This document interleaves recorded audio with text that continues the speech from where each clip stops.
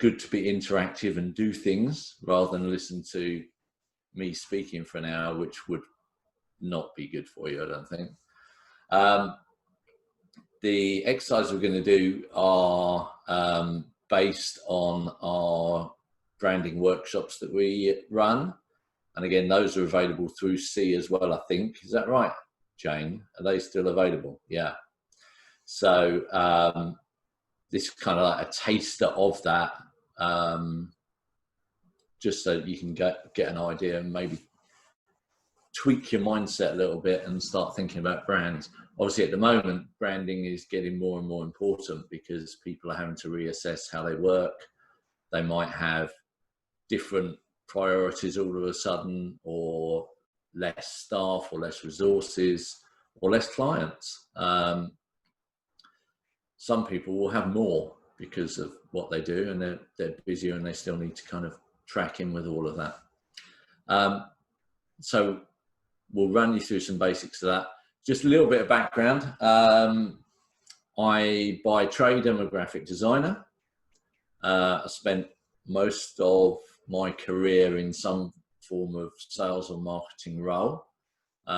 Most recently on my own, with my own business, but worked for various different companies, organizations. One of the things I learned fairly early on when you're trying to work in branding, which is what I do, I design and manage brands for people, develop products and things like that. The hardest thing was always trying to understand what people's brand was all about and their values and everything else, so that when you're crafting a brand or you're designing resources for that brand, it's really, really targeted and, well, works.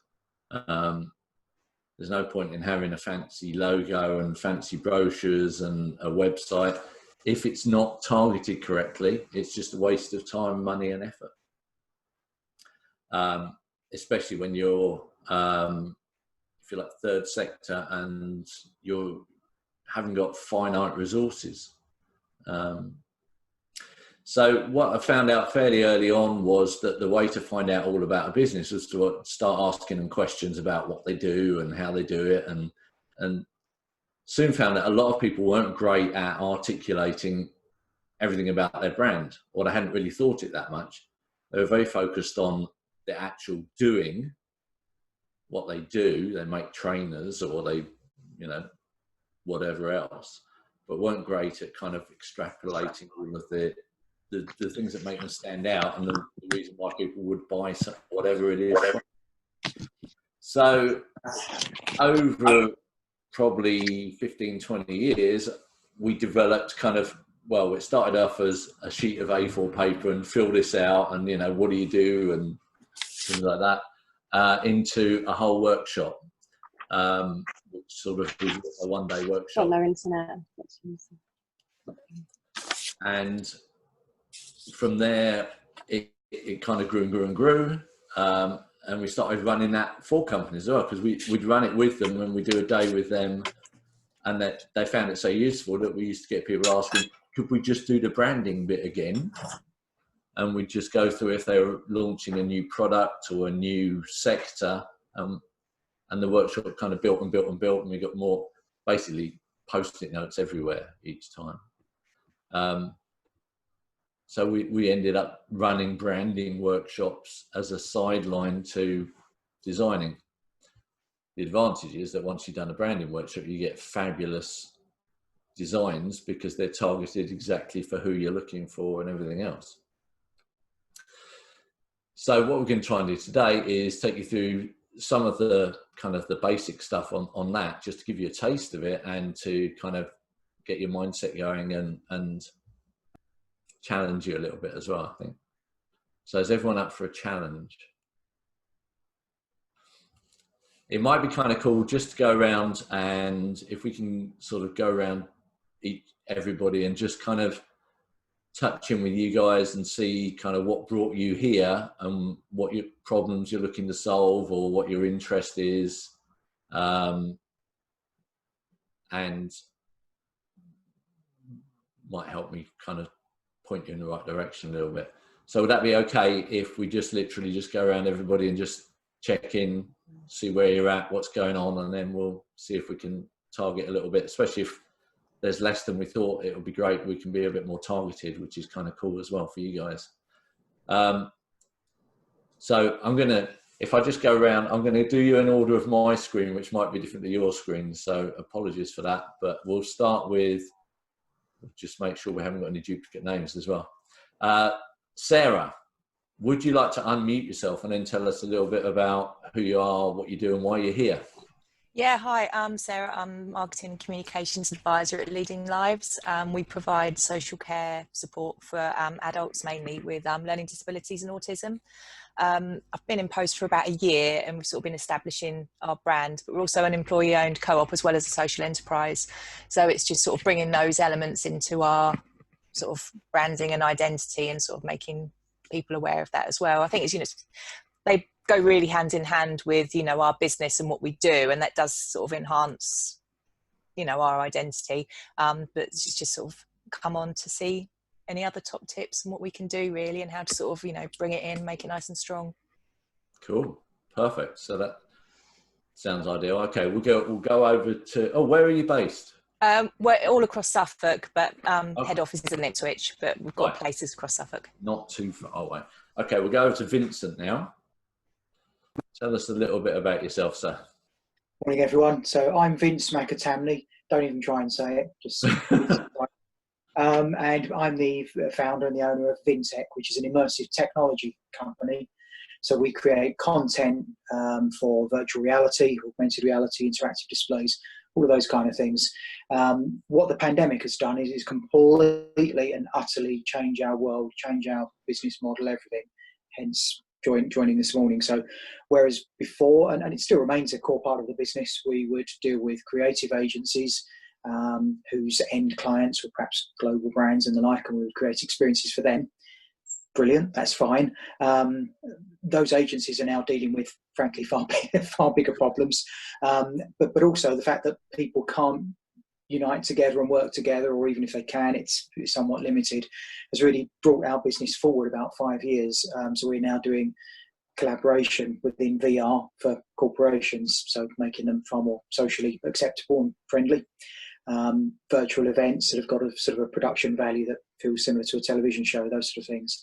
So I'm now having to find that we're now having to brand ourselves, and I've sort of gone with this unofficial tagline of the virtual presence agency, but what I'd really like to do is to sort of flesh out a bit more of a brand identity for us, so that we can be seen as knowing what we're talking about and actually doing what we say.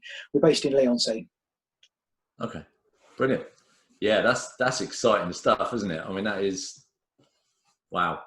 Yeah, I think it's going to be in demand for sure, isn't it? And making things more exciting than just looking at a screen is for sure the way forward for the time being. And it seems to be sticking. Talking to people, people are very much getting used to doing stuff online. So yeah, if you can make it more exciting, even better. Right, we'll move along. Now, bear with me. I'm going to give it a go. Sir, please correct me if I get your name wrong. Prasnavia, is that right? Well, there's a story there. It's actually, you can call me John. Okay. So I work for Newview Residential, and we're a lettings agency, a residential lettings agency in Cambridge. We're actually owned by a Buddhist charity. So I'm ordained as a Buddhist, which is why I've got this funny name, Prasanavira. But I usually use my civil name, which is John, in my work. I'd forgotten that Prasanavira was the name on my Zoom ID. Yeah, so we're owned by a Buddhist charity, but we, despite our sort of rather niche background, we function very much in the commercial marketplace. Mm-hmm. So we regard ourselves as being an ethical letting agency, or at least as ethical as we can be, functioning within an industry which perhaps isn't always or appears as ethical as it could be. Our brand was inherited from our founder of the business, who moved on quite a few years ago. We have grown in terms of the size of the operation from him to being still a small operation, but it's now 6 of us working there, but we haven't really changed our brand. We need to expand our portfolio, and we have been doing that sort of organically over the years without very much marketing effort. But there is a need for us now to see if we can grow a bit more quickly. So our brand is looking rather old and tired in my assessment. And so we need to do some work on that. And well, the pandemic has sort of slowed everything down, but we still have that in our sights. So by the end of the year, maybe a year from now, we hope to have a new, or at least a revised brand, which expresses our values and expresses how we want to function in the marketplace and who we are. Brilliant. Yeah. So you're kind of on the journey already. Yeah, I think so. Yeah. The big thing is knowing that you need to, and that's the biggest step sometimes, is people get so comfortable with where they're at, they kind of don't get an opportunity sometimes to take a step back and look in and have a look. Yeah. So yeah, well done. You've noticed. How do you pronounce that, by the way, on just so we know? It's phonetic, so it's a Prasanna Vera. Prasanna Vera. Fab. Okay. But you can call me John. Or John. Okay, let's go on to Marlon, who looks like he's in a very nice place. Good morning. Good morning, everyone. So my name is Marlon Comet. So I'm from a company called Pulse Social. So we're based in Hatfield in Hertfordshire, but also have a presence in London. So Pulse Social is actually a sports social enterprise. So we're trying to encourage all participants from all ages, from all skill levels, to get engaged in sports. And our main aim is about having a creative for sport and smile. The bigger smile you have, that's the most important thing to us. And we don't promote winning. Talk about social inclusion. The reason why I'm here today, so since COVID, I have been running the social enterprise, but I haven't really maybe utilised maybe some of the benefits of being a social enterprise. So I think really today is more like a sponge, sort of absorb a lot of information, maybe help to maybe promote what we do, but more social equity, and potentially see where I can maybe collaborate or network within this group as well. Brilliant. Sounds good. I like the smile thing. That's so cool. All right, thank you. Okay, we'll go to Jess. Hiya, I'm Jess and I'm from Europlace, which is a social enterprise that works to prevent homelessness up through Norfolk, Suffolk and Cambridgeshire, so all of the east. We run a few different projects, so from mentoring to tenancy and independent living skills courses, and also employability, all with the larger goal to prevent homelessness. I recently have just started as the operational manager, so I learned some tips about branding and our social impact, and now I have a new capacity within the organisation to kind of push some more focus onto it. Brilliant. Good work there. Okay. Oh, hang on. Everyone move around a bit. Right. Philippa, hi. Good morning. Hiya. Well, I'm a complete newbie to social enterprise. Well, I have worked with a couple of others in a voluntary capacity, but I'm hoping to set up a social enterprise, getting young people interested in the whole process of publishing. I'm an author, editor, and sorry, is that okay? Yeah, carry on. Okay. I've worked in publishing in various capacities over the past sort of 15 years, and it's something that's really underrepresented when it comes to, young people understanding what the whole process is. Because I mean, you've not only got the author with the idea, you've also then got your editors, your proofreaders, marketing people, designers, typesetters, and it's just something that's a really exciting process. So yeah, I'm kind of in that putting everything together stage, and I just really want to learn from other people. So branding is such a huge, sort of impact for a business that I really need to know more about it. So That's it, really. Yeah, and it's really important that the whole business know about it as well. One of the things is normally you get the top level people kind of get their brand, but it's not always assimilated down to everybody else, and not everybody aligns themselves to the brand. So it's very important to kind of get everybody working the same way, especially if you're pushing out communications, which is really, really important. So that's everybody I can see on the screen. I don't know if there's anyone else there or not. Oh, Jane, if you're talking, you need to unmute yourself. We've got Courtney and also person just joined, I think is Yak Weave, I recognise. I'm not sure if they want to say anything. Okay. Courtney, if you can hear us. Oh yeah, he's unmuted. Do you want to tell us a little bit about why you're here and what you're hoping to get out of it? Hi there. Yeah, I apologise for my screen being muted. I'm just redecorating, so it's a bit of a mess behind me. I'm currently doing volunteer work as a graphic designer for a company called Lads Need Dads. Their ethos is to help young boys either regain contact with their fathers or to help them process life without a father.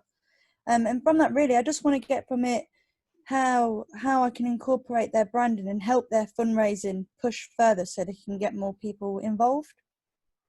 Cool, brilliant. Good luck with the decorating. And is it Kian? Kian, I think it might be Yap is the name registered. Okay. I don't know if you not sure can hear us or you can tell us. Maybe not. Okay, we can come back to that. Right, let's get on with something, shall we? I've just moved offices, which is why it's very white behind. Normally it's covered in stuff, and I haven't even got a bookcase yet, which is terrible for Zoom calls. You're supposed to have a bookcase, I think, and little interesting things behind you. So just a white thing. But I just moved offices, and I found, there we go, branding for dummies, which is like 1980s or something. It even smells 1980s. But I thought, it'd be quite interesting because the rules of branding, it says. So and I quite like the first one. So let's just talk about the first one, which is your brand is a promise that must be reinforced every time people come in contact with any facet of your organization. Now, I love that because actually that's the bit that people miss out on. People always assume that the branding is kind of it's the logo or the color of the vans that we use or something like that. But it's everything. It should run throughout your organization. It shapes everything you do. And it's kind of like your business story, but it's the one that you tell people. And at the heart of everything, it's all about storytelling. And we might do that visually. We might do that just with a tone of voice. We might do that in how we speak to people, our products, the whole lot. But it has to go through everybody. And the crucial thing, and the thing where people mainly fall over, is that the people who work in the business don't often understand the brand. When we have workshops, it's really, really interesting.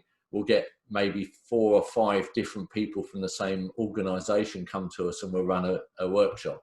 And quite often they all say different things when they're asked different questions about their brand.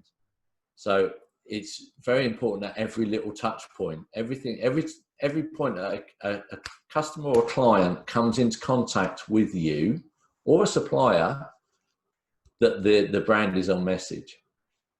So the first little exercise we're going to do, we're going to get you guys to think a little bit about actually what you do. Now, the trap in all this is that you will tell us what you do. So for example, if you are Nike, you might say, we make trainers.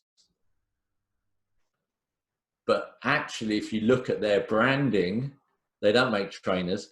They help people run faster. They help people have a healthier lifestyle. They help people enjoy being outdoors in nature.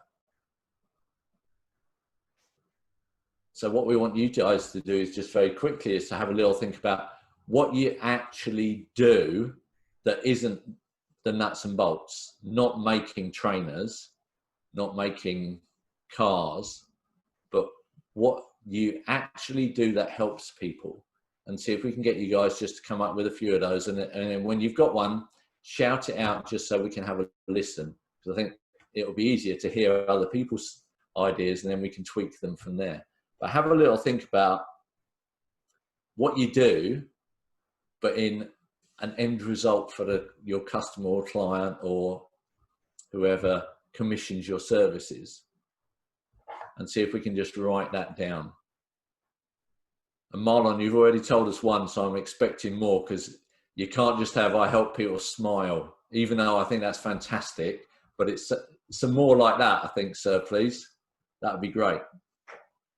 Does that sound okay? Is that clear? Nod your heads if that's all right.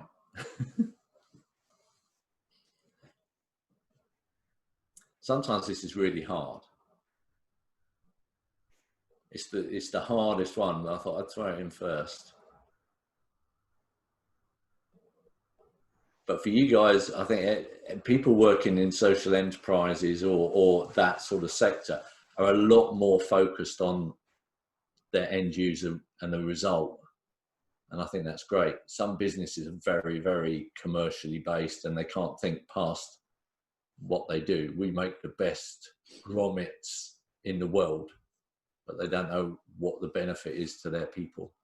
And if you can touch on what the benefit is to the actual people or the end users, or if you apply for funding and things like that, actually your client is going to be the funder, not the actual end user.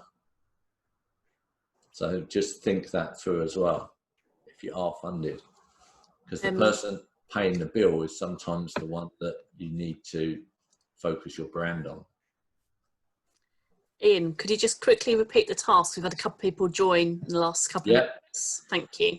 So what we want to do is we want to try and describe what we do, or what you do as an organisation or as a business, but in a way that actually shows the benefit to the end user.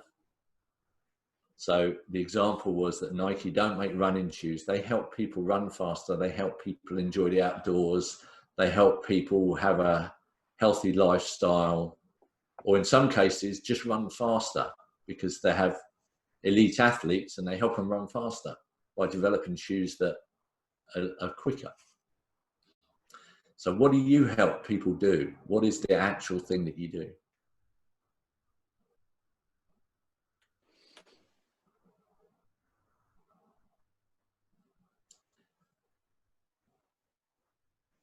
So when you've got one or two examples of that, and it may be that you'll have a few, just give us a wave or give us a something, a nod or some form of signal, and we'll have a listen to them, because I think it's really helpful. Oh, we've got some already. Helpful for other people. Okay, come on in, Marlon. Let's hear them. Don't forget to take yourself off mute first. There we go. Okay. My original slogan is creating a sporting smile. The second one will be reducing inactivity in sports, and the third one is promoting social inclusion. Okay, so that's kind of like the halfway bridge, if you like. You imagine you've got a kind of little bridge to get to there. What you've got to ask is why would people bother? What's the actual end result for people if you do that service to them? So see if you can actually take the next step and go, okay, so you're ending social isolation, or what was it? Run me through the other two. So the second one was reducing inactivity in sports. Yeah.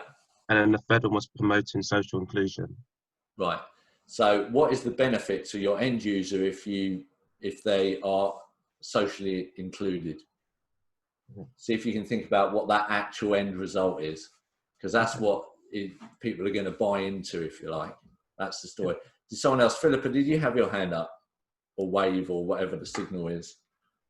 Yeah, basically, I mean, like I said, I don't really have that much experience with this sort of thing in the way of branding, but for me, it's kind of like, every book has a story, and not just a story written in it. And what I aim to do is to help people find their place within that story from idea to print. So find out whether you want to be an author, or whether you want to be an editor or a proofreader or a designer, and encourage youngsters to actually think outside the box when it comes to writing and publishing, because they just see a writer like J.K. Rowling or whatever, and then they see the book. They don't see what goes on behind the scenes. And there's so many different careers. And a lot of people don't ever get access to that because it's seen as being a very kind of privileged career. I'd like to make it available for, you know, just any kid to think, yeah, well, actually, I can do that. Okay, so how do we shorten that down into a little I know, sentence? that's the bit that, being a writer, you know, it's the like end having result. ideas. What's the benefit to them, shortened into a little sentence? See if you can work on that a little bit for a bit. Yeah. Yeah, just tweak it down a little bit so that you just see what the benefit is. Okay. Yeah. Yes. John, did you have your hand up? Oh, that's it. Yes, yeah. So as a lettings agency, in a way, we face in 4 different directions. One of them is towards landlords. So we help landlords provide a quality accommodation, giving them peace of mind and a return on their investment. Tenants, we face towards tenants. We're helping tenants to live happily in quality accommodation. We also have contractors and other business partners, so we're encouraging positive and profitable relationships with business partners.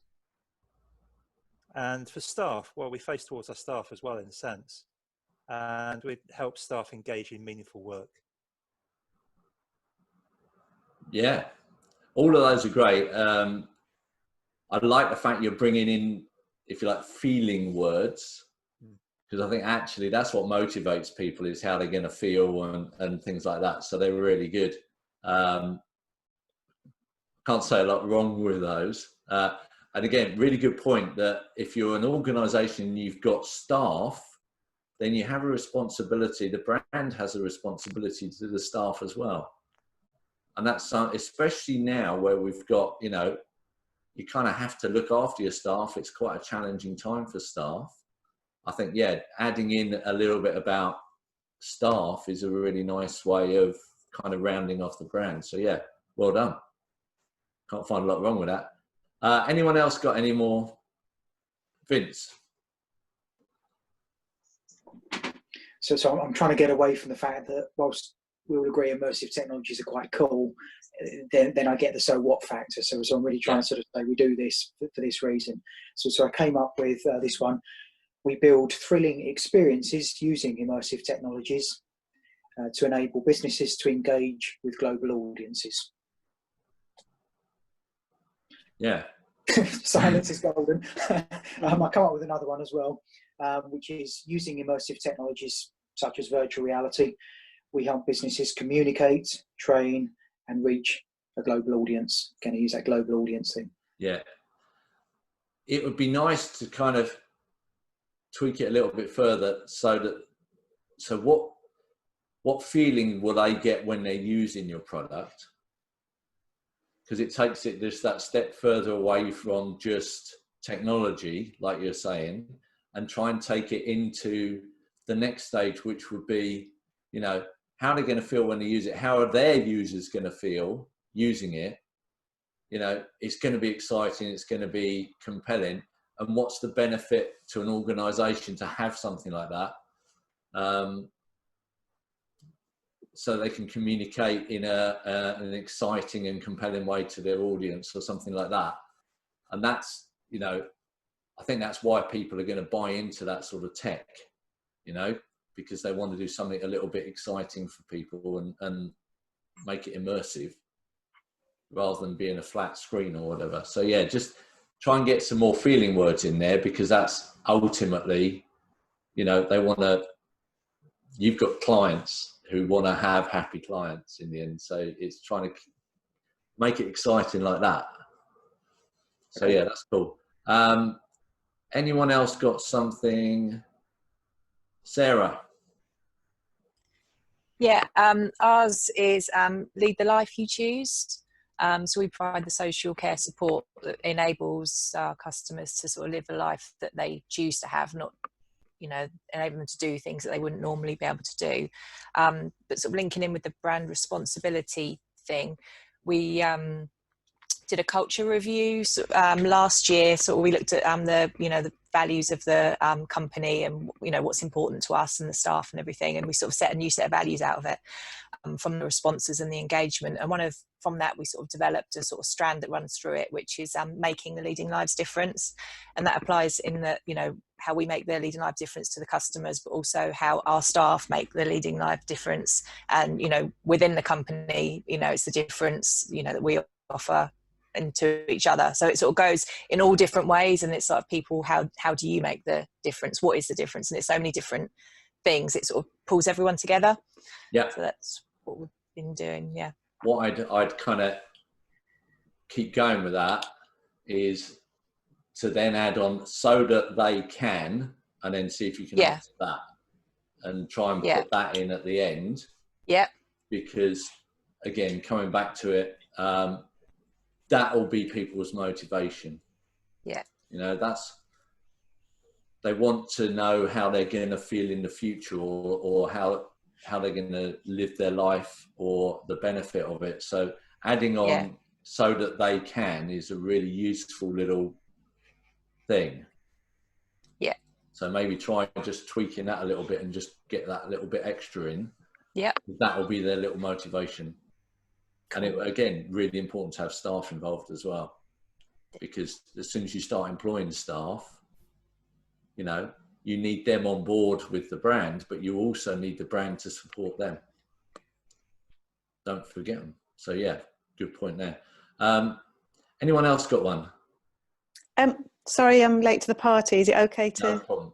And actually, because I come from a trade association, and it's probably best, because I've missed a little bit, that I just tell you what we do already and just give you the opportunity to just analyse it, if that's all right.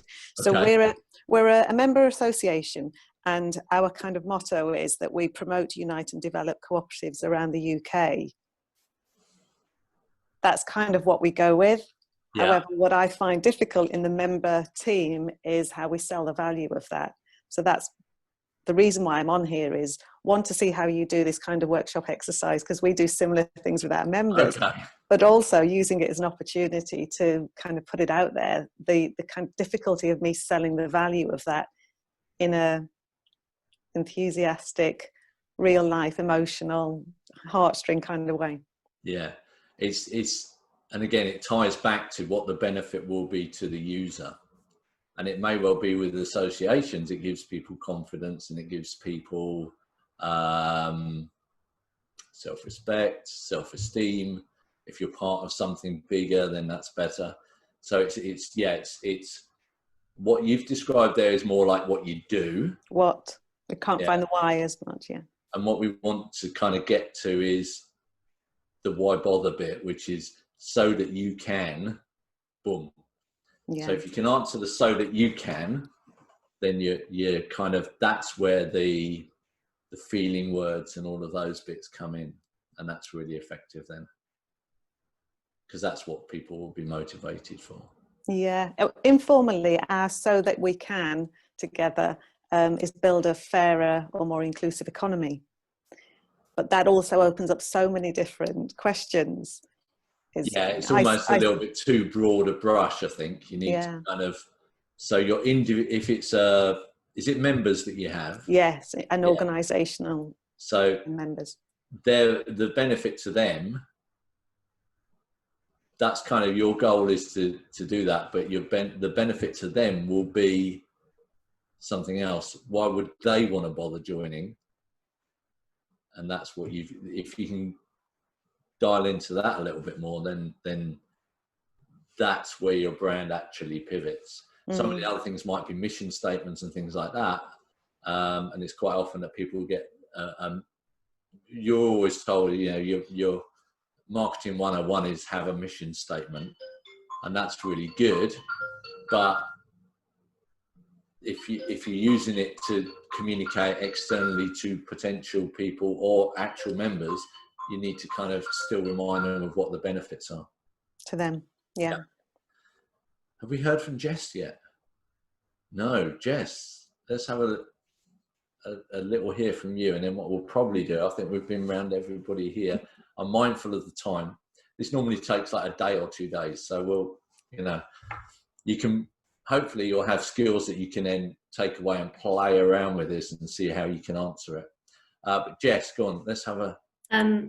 we want every person to live in a safe and secure home. Okay. And so that every person believes in their aspirations. And how will they feel when that's happening? Okay. Just think about that, because again, if you're homeless and you're thinking about a home, there's going to be certain things. Obviously, you've got the base level of just being secure somewhere, but then you've got all those other things about, again, self-respect, self-confidence, fitting in again, and all of that. And I would imagine a lot of the time you're communicating to funders and awarding bodies or people who are going to give you money to help. Mm-hmm. You need to kind of communicate feelings to them so that they understand the difference it will make to somebody who is homeless and who can have somewhere to be. Mm-hmm. And I think more of our point is about pre-intervention. So it's about preventing it before people become homelessness. So it's about communicating that to partners, or we're mainly commissioned by housing associations or local councils to deliver these courses or to train mentors. So yeah, it's about the early intervention part of it and what difference that can make. So why do they give you money? What's the benefit to them?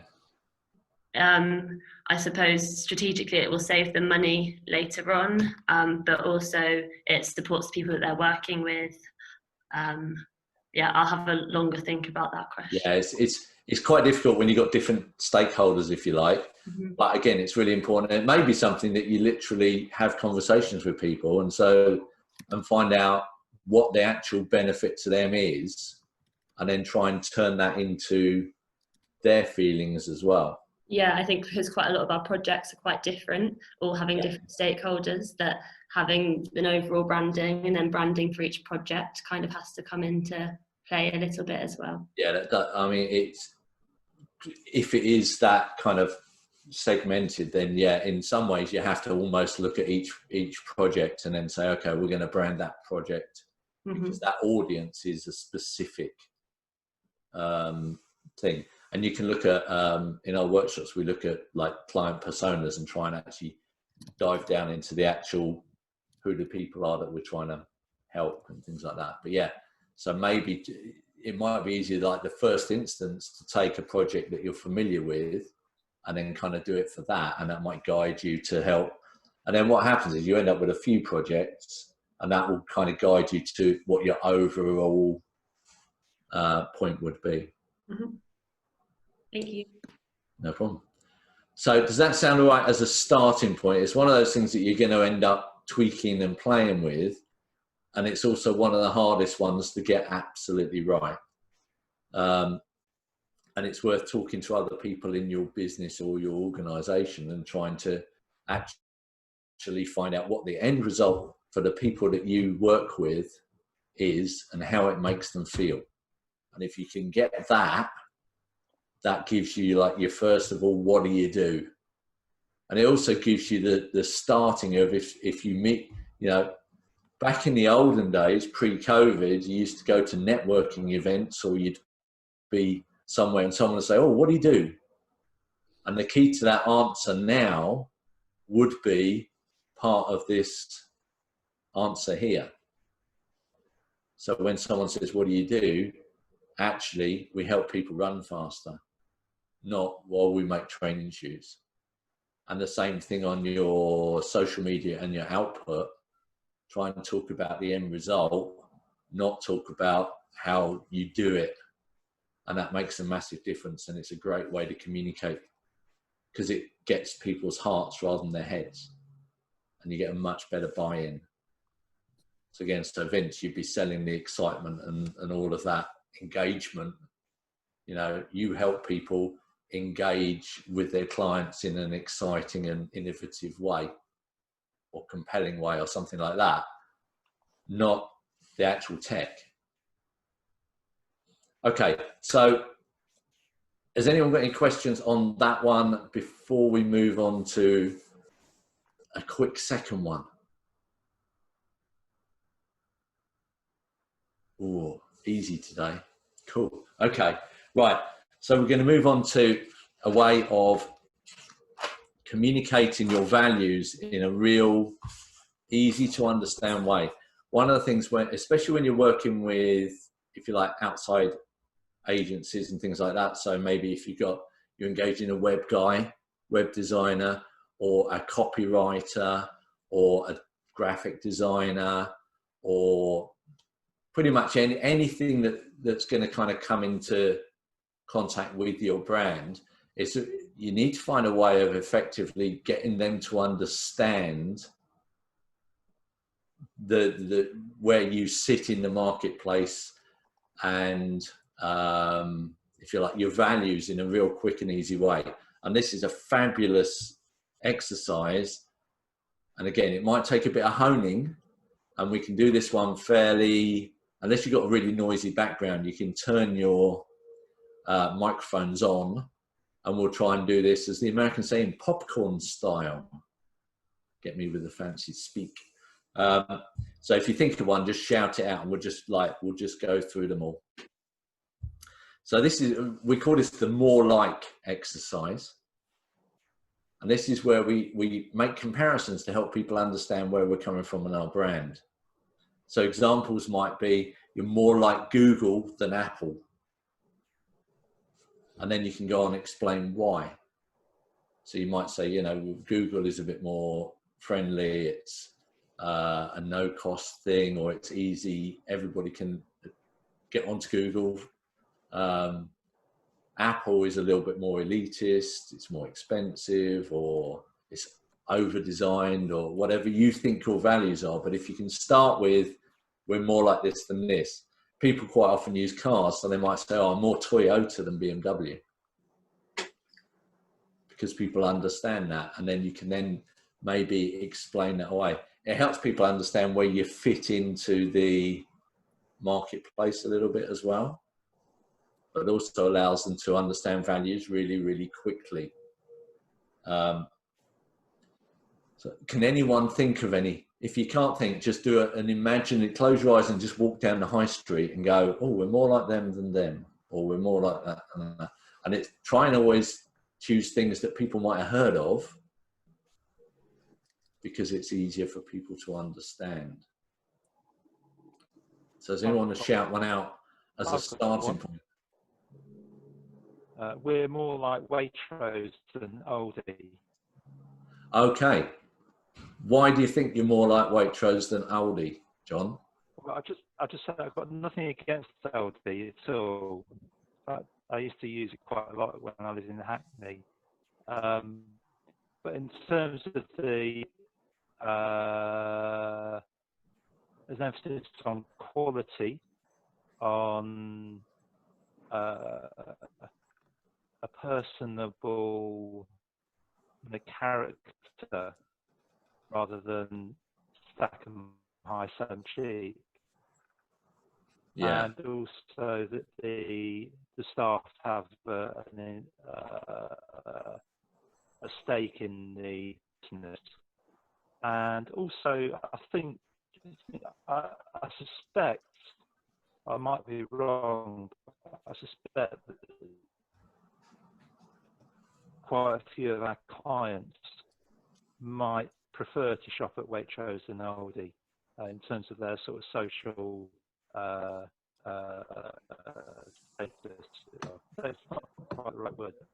Their social sort of leaning, if you like. Yeah. Yeah, I think that's a really good example. And it's funny, sometimes people go the other way and they go, oh, we're more like Aldi because we want to sell stuff cheap and pile it high and everything else. And everybody will see something different in it. and that's why a little explanation after that is really helpful about, you know, social values. And you're right, again, you feel like you can always ask someone in Waitrose something and they'll give you a really good explanation because their staff training is really good like that. And yeah, that's great. Anyone else got one they want to throw in? Stick with the supermarket theme if you like.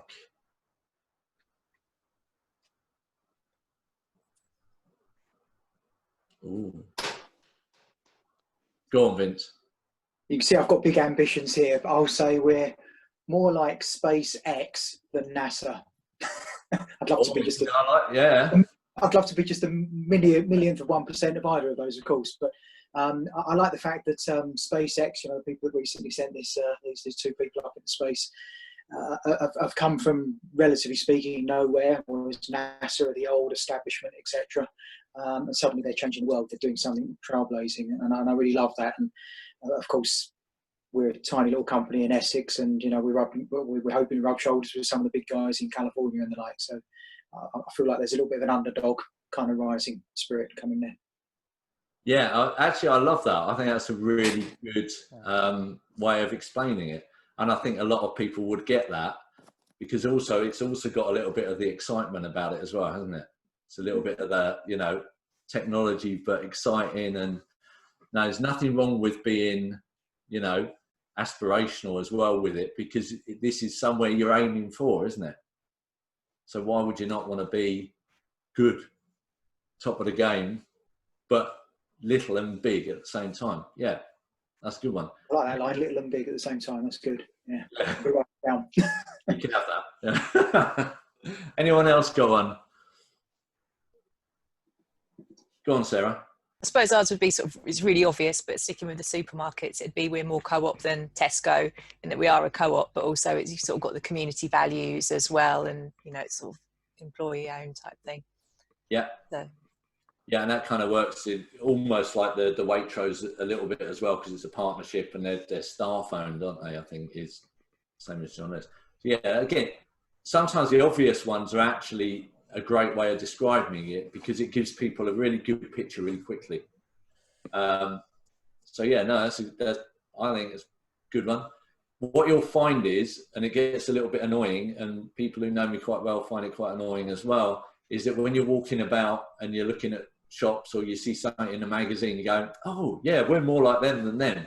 And sometimes if you do see stuff, it's worth kind of pulling them out and cutting it out, because sometimes it can literally just be a visual of an advert or something like that, and you go, oh yeah, that's so us, and that one is so not us, and just put them together and keep them. And it's a really good way of kind of building up a picture of the brand using comparison, because sometimes it's really hard to actually like describe it really, really well, but by doing like we're less like this and more like this, it kind of helps people fit in. So yeah, you can keep adding to them all the time. But yeah, don't be afraid to go totally obvious. One of my favourite ones is the one that we kind of tie ourselves to at the moment, is we're more like Singer than, which one is it now? I think it's Daewoo. Is it Daewoo who's got the cheapest car on the market at the moment? I don't know. I always say it's Daewoo, but it might not be at the moment, but it changes. There's always the cheapest one.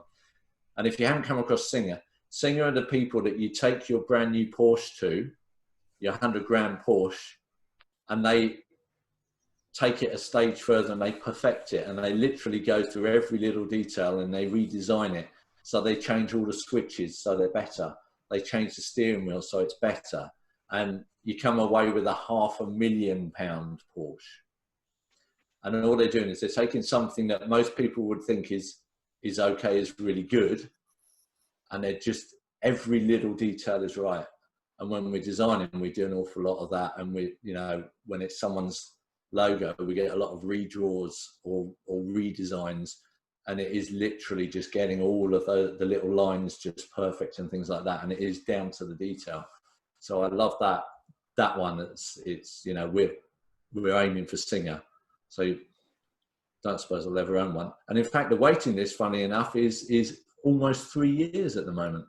If you want to spend £500,000 on a car, you then have to wait 3 years as well. So they're probably doing all right. Anyone else got one? Yeah, I think I want to go for more Waterstones than Amazon. Quality over quantity when it comes to the book trade, you know, so we actually do it the proper way, whereas Amazon cheat and just chuck out any old rubbish. Well, Yeah. I may have missed the point really, but that's the only thing I can think of that would apply to what I'm trying to do, that works really, really well, because we kind of get it. Are you more Waterstones than Kindle? Well, Kindle only supplies ebooks, whereas Waterstones supplies physical books, and you can actually go in and touch the physical book. With Amazon, you can't do that yet.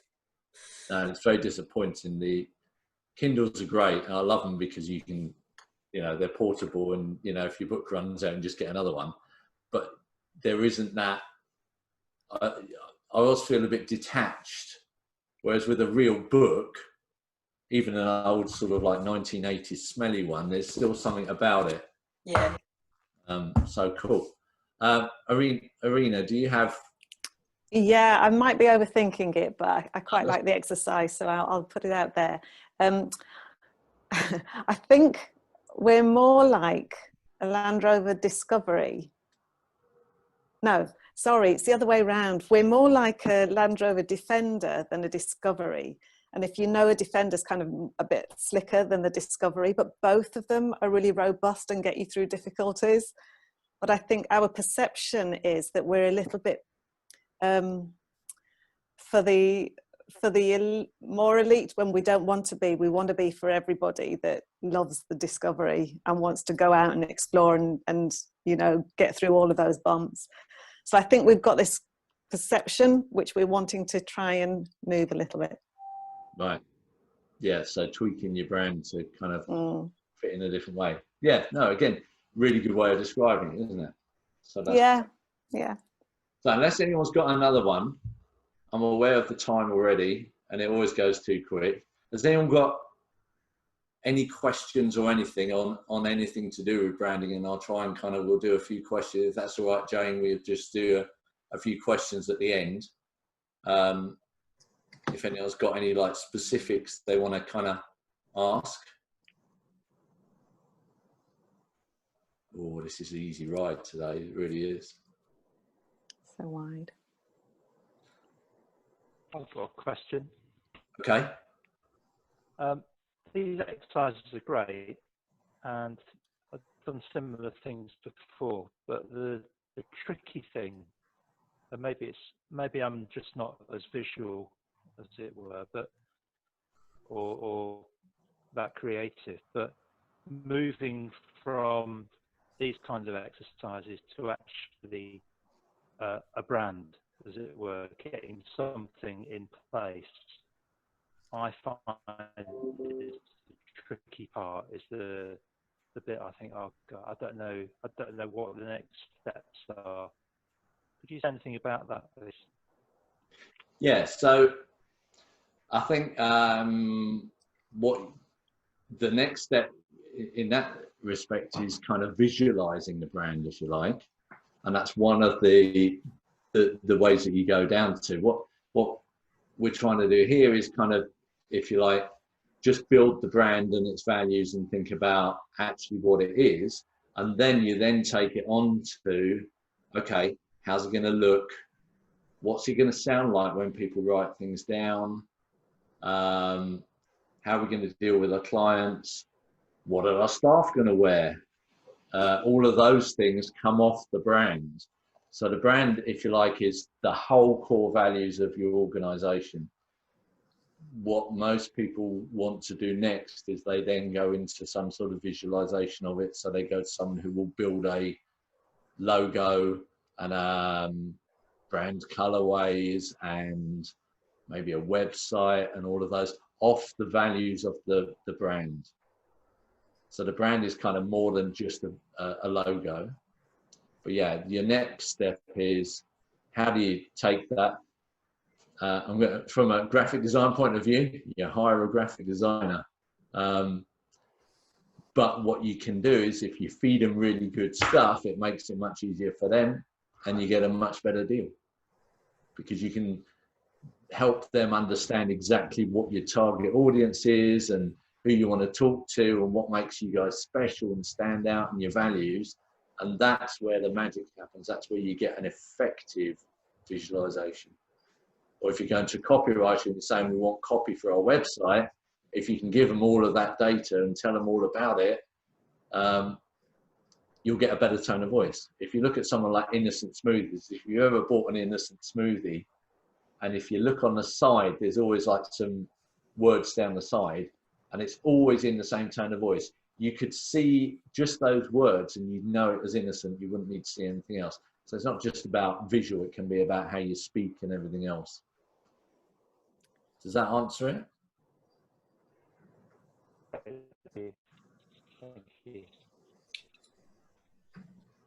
Okay, Irina, do you have another one? Well, yeah, just off the back of what you were saying there, in terms of, say, if you've already got a brand, it's established, and you're recreating a new website, because perhaps organically that website over the course of what you're doing has grown and grown and grown, you've packed it with loads of information, it now needs some kind of simplification.